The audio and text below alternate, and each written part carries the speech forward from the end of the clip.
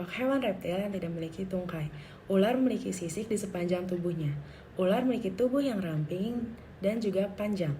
Jumlah spesies ular di dunia mencapai 2.700 jenis, dengan 250 jenis ada di Indonesia. Ular tersebar luas ke seluruh dunia, kecuali daerah kutub dan juga daerah dataran tinggi. Sebagian besar ular ditemukan di hutan hujan tropis, yang dimana terdapat makanan yang berlimpah dengan kelembapan yang tinggi serta suhu yang ideal. Ular memiliki ukuran yang bervariasi. Terdapat satu spesies yang memiliki ukuran raksasa, yakni 10 meter. Ular itu adalah anaconda hijau. Terdapat pula ukuran ular yang kecil, yakni 10-30 cm. Contohnya ada ular boa dan juga ular piton. Mereka dapat hidup 20-30 tahun. Oke, masih pada latar belakang. Di sini aku akan jelasin tentang fungsi-fungsi dan juga bagian-bagian umum pada sistem uropaetika. Jadi sistem uropaetika terdiri atas ginjal, ureter, vesika urinaria, dan juga uretra. Pada umumnya, ginjal berfungsi sebagai sistem ekskresi yang berfungsi untuk mengatur hemostasis tubuh. Ginjal berfungsi untuk mengeluarkan zat-zat metabolisme, obat-obatan, dan juga hal-hal yang berlebihan dari tubuh. Dan lanjut ke ureter yang berfungsi untuk menyalurkan atau menghubungkan antara ginjal dengan vesika urinaria. Kemudian vesika urinaria sendiri berfungsi untuk menampung urin sementara. Dan dilanjutkan pada uretra yang akan berfungsi untuk menghubungkan vesika urinaria dengan kondisi luar dari tubuh itu sendiri. Terima kasih.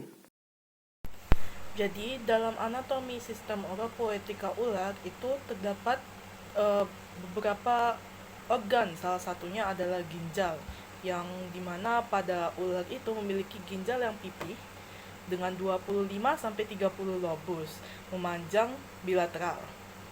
Mereka terletak di rongga coelomik bagian ekor yang dorsal, dan ginjal kanannya itu lebih kranial daripada ginjal kiri. Kemudian ginjalnya ini memiliki struktur metanefrik yang memiliki sedikit nefron, serta tidak memiliki lengkung Henle dan pelvis ginjal. Ginjalnya ini menempati 10% hingga 15% dari panjang badan ular. Selain itu, ular tidak memiliki kantung kemih. Ginjal ini terhubung dengan ureter yang bermuara ke urodeum di kloaka. Jadi fisiologi ginjal ular itu telah beradaptasi dengan kondisi hidupnya, itu termasuk makanan, minuman, dan tempat tinggal. Ginjal sendiri itu berperan sebagai tempat infiltrasi darah dan keluarnya benda buangan seperti urin yang merupakan residu. Ginjal juga berperan sebagai fungsi endokrin dengan menghasilkan hormon seperti eritroprotein yang merangsang produksi eritrosit di dalam sumsum darah, termasuk juga enzim renin yang akan membantu dalam menjaga tekanan darah. Lalu untuk ginjal sendiri akan mempengaruhi fungsi elektrolit, di mana akan mempertahankan garam dan mengeluarkan limbah dalam bentuk nitrogen dalam bentuknya urea sebagai fungsi ekskresi. Ginjal ular terletak memanjang pada rongga abdomen di sepertiga ekor tubuhnya, dengan ginjal bagian kanan terletak lebih kranial. Ginjal ular berwarna merah kecoklatan, berpasangan, dan berbentuk pipi dengan lobulus segmental yang menonjol. Banyak spesies ular jantan memiliki segmen seksual yang akan memperbesar organ ginjal selama aktivitas reproduksinya meningkat. Dilanjutkan pada saluran ureter yang menghubungkan ginjal ke urodeum, dan pada ular tidak memiliki vesika urinaria.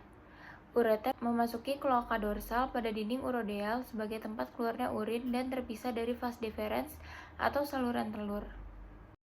Selanjutnya itu ada abnormalitas pada sistem uropoetika ular. Pertama ada nephrokalkinosis. Penyebab dari nephrokalkinosis ini yaitu adanya pengendapan garam kalsium atau mineral ke dalam jaringan lunak. Pada gambar itu akan terlihat adanya area multifokal mineralisasi pada ginjal ular. Secara umum, terdapat dua mekanisme utama terjadinya mineralisasi jaringan, yaitu distrofik dan metastatik. Untuk kalsifikasi distrofik itu dapat terjadi di dalam jaringan mati, sedangkan untuk kalsifikasi metastatik itu akan menghasilkan pengendapan kalsium di jaringan vital.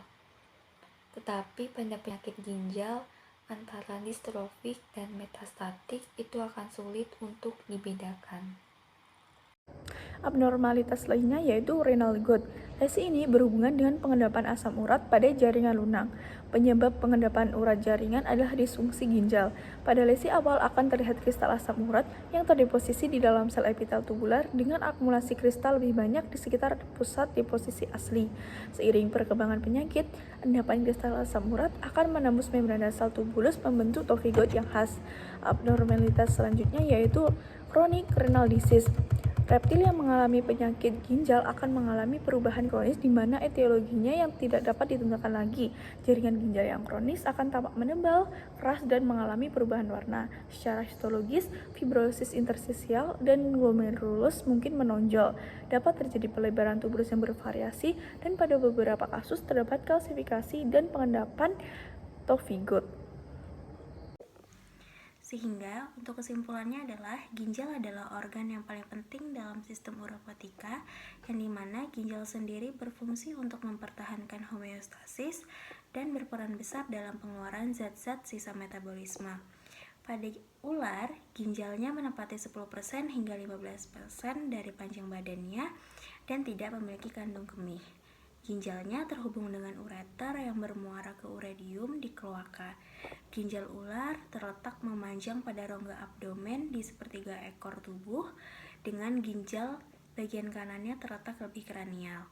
Namun, ginjal ular bisa saja mengalami abnormalitas seperti nephrokalkinosis, renal gout, dan chronic renal disease. Sekian presentasi dari kelompok C2. Mohon maaf apabila ada kesalahan. Sampai jumpa di video selanjutnya.